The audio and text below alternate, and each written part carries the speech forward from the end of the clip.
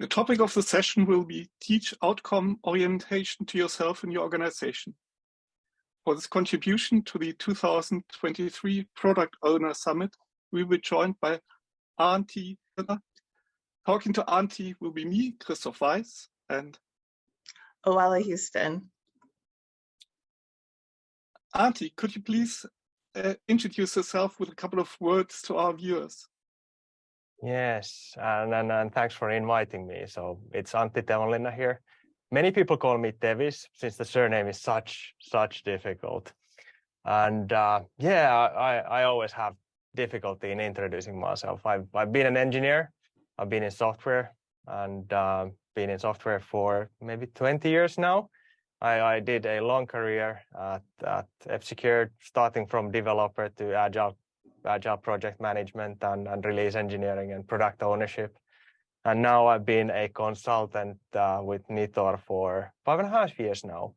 And for the 5 last years, I've both worked with organizations as a coach, but then I've been teaching plenty of product owners into product ownership. And year after year, we've gotten better at that, kind of trying to get people's heads around with outcomes. So this is what I'm talking then today. Okay, thank you very much. We're looking forward to you introducing the topic of today. So please tell us more about outcome orientation and the mind tricks you use to teach it to yourself and to your organization. Yeah, so there's actually many mind tricks that you can play.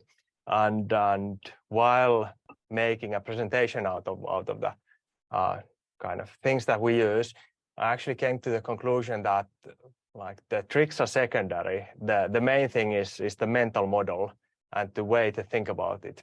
And I, for myself, I so remember still the story of my older times when I used to work as a Scrum Master or Agile project manager. And my recollection is after one retro where we decided that our biggest bottleneck is that we don't understand the customers well enough. And I had led the workshop or the retro, and then like as a Scrum Master, the feeling was utter unactionability.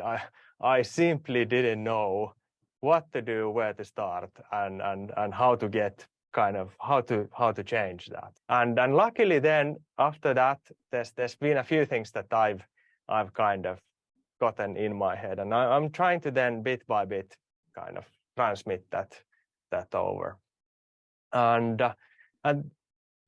before I get to the mind tricks, maybe it's good to notice that while I'm teaching people and while we meet students that want to become product owners or want to become better product owners, I noticed that they have this very strong kind of orientation towards solutions and features, epics, and people by default talk very much about like this is the problem, this is the solution, and then it very quickly becomes a design discussion, and then getting people's heads out of the design discussion is something that we then do in certain or with various ways.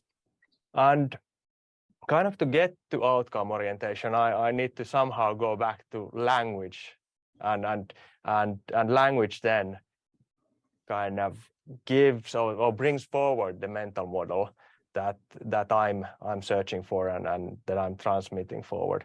I'm gonna share just 3 slides to illustrate what that roughly is, and also as part of the 3 slides, there's the first mind trick that's kind of something that we've been using successfully over and over again. Usually we don't actually teach it this way, but now I wanted to kind of fast forward around to get to the mental model right away. So this is a picture that I saw like probably 5 years ago, and this is a picture from Melissa Perry that got my head thinking the right way. And she basically said that there's the following steps that need to happen in value creation. And the first step is that company gives customers something, right? And then once the company has given the customers something,